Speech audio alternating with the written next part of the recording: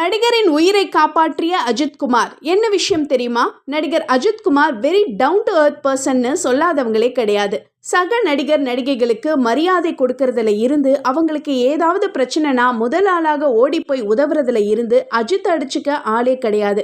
ரசிகர் மன்றத்தை கலைச்ச அவர் அவங்கவுங்க வேலைக்கு போய் குடும்பத்தை பாருங்க, குடும்பம் தான் முக்கியம் அப்படின்னு எப்பவுமே சொல்றாரு.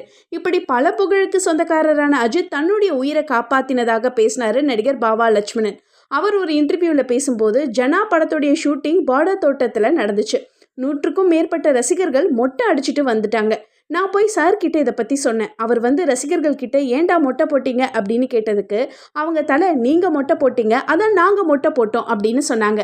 அதை தொடர்ந்து சலிக்காம எல்லார் கூடயும் மேலே கை போட்டு அஜித் ஃபோட்டோ எடுத்துக்கிட்டாரு.